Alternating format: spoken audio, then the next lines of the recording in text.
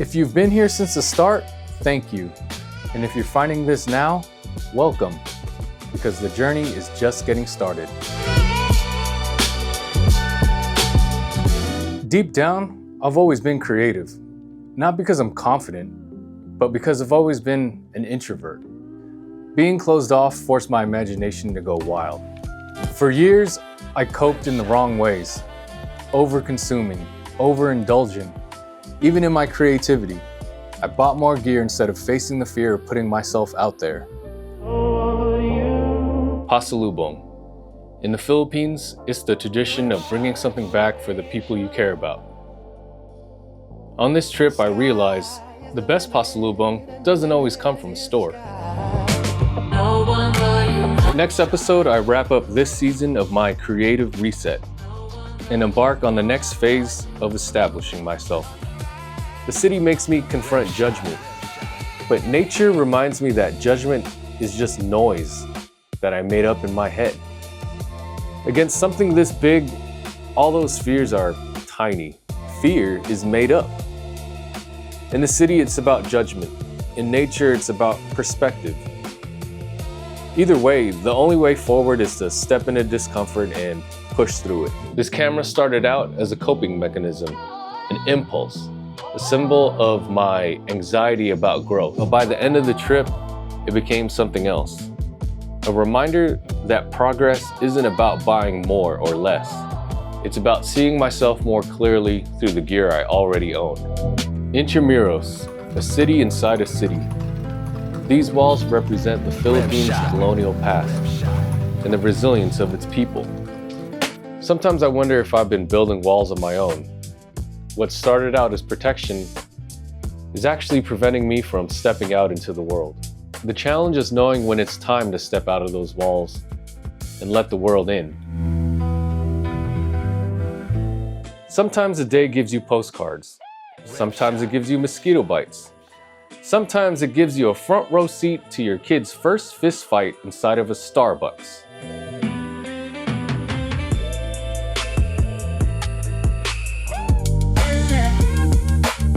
The day wasn't flawless. We were sweaty, itchy, and grumpy, but we were together. And in the end, that's the real reason why these moments make it into the journal. It was my in-laws' 50th, a milestone most couples never reach.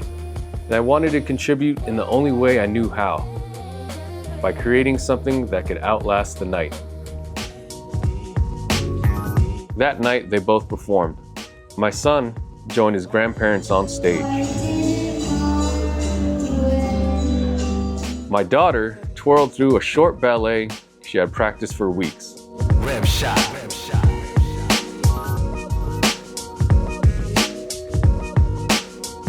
And me, I was balancing two roles, proud dad and storyteller, trying to stay present even while framing the moment. We had a choice. Wait another day, or drive 5 hours across Palawan to Puerto Princesa Airport. The van hummed along the road at 50 miles an hour.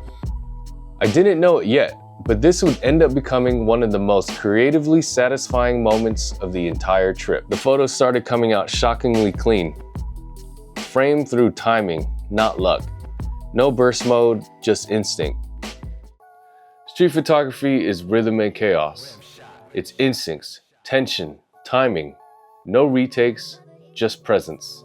I've always felt more at home in the city, maybe because I grew up in San Francisco, where concrete and crosswalks felt more honest than open skies. This medium forces me to face the uncomfortable, to stop overthinking, and to stop asking for permission. And maybe that's why I keep going back. The journey to El Nido started in the sky, a propeller plane buzzing towards paradise.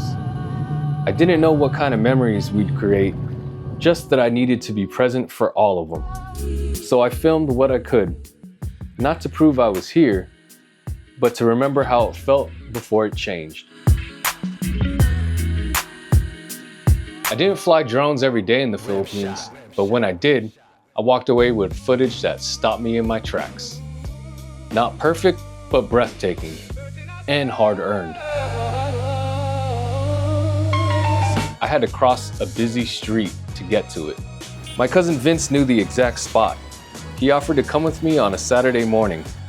Thank God, because otherwise I would have had to play real-life Crossy Road with my 9-year-old. The footage was little overexposed, but the photos, the colors were beautiful. This trip wasn't about perfect footage. It was the icebreaker. A first flight to shake the nerves, miss the light, forget to hit record, and get through it anyway. The plan was simple: fly, capture, repeat. But nothing about flying drones in the Philippines went according to plan. Now for the real comedy, my flip drone. It hovered, then drifted, then started slowly flying itself out to sea like it was done with me. I swam after it, smacked it out of the sky, and fished it out of the water. It was cooked. R.I.P. Flip.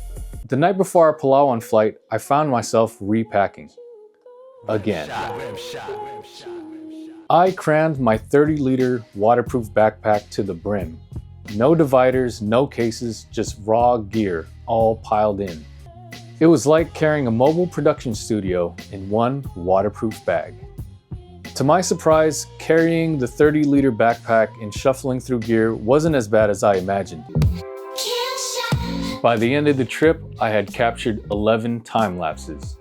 Most of them came from our hotel rooms in BGC, Seta, and Shangri-La, where we had incredible vantage points. The time-lapse on Leo Beach in El Nido was the only sunset time-lapse I managed to get. This trip wasn't about gear tests or cinematic plans. This was about slowing down and seeing my parents' homeland through a new lens, my kids' eyes.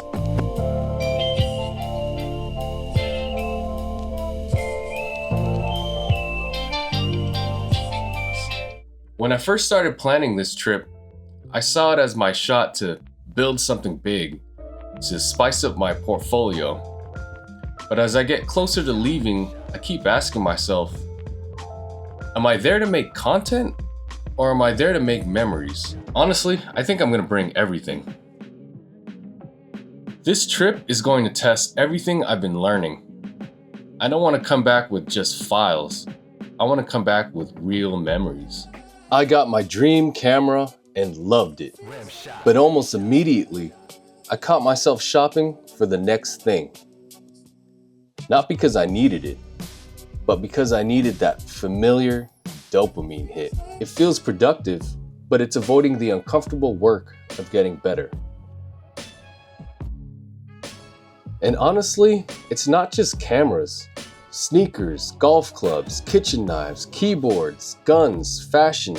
Anytime I dive into a new passion, the gear chase eventually starts. Because it's not just about having better equipment, it's about chasing identity. There are days where I still doubt myself, days where I feel behind. But having this rhythm, this framework, it keeps me steady. I'm trying to document life while being in it. Good eye, good ear, good heart. That's my compass. I've always said, there's something magical about making something out of nothing. I could make a beat and listen to it all day on repeat, just getting lost in it. Maybe I'm biased, maybe my beats sound basic to others, but there's nothing quite like making something for yourself. Not for validation, not for views, but because it fuels you. That's why I make my own music, shoot my own shots, and tell my own story. Every frame, every sound, it's personal. That's what keeps me coming back. I didn't think I'd be this into flying drones, but one crash later, here we are.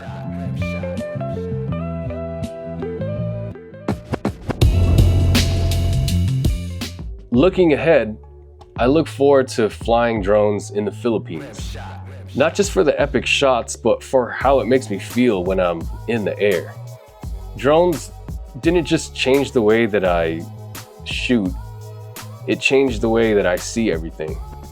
I thought I had a plan. Perfect gear setup, Drone shots, cinematic everything. But guess what? Real life doesn't care about your shot list. But honestly, that's where the magic happened. The weekend kicked off with my daughter's kindergarten graduation. My hat show. My kindergarten graduation. How is it like to graduate preschool? What? Oh, what's this? And the best moments come when I'm not trying to capture them perfectly. Do you ever feel like you're just constantly starting over? I've started over so many times I've lost count. If you're still here, thanks for listening. I'm not saying I have all the answers or any answers, but maybe if you have felt stuck or scattered like I have, this will feel more like a conversation. So if any of this resonates, I hope it nudges you to go out and create something too. Hopefully with a good eye and a good ear and a good heart.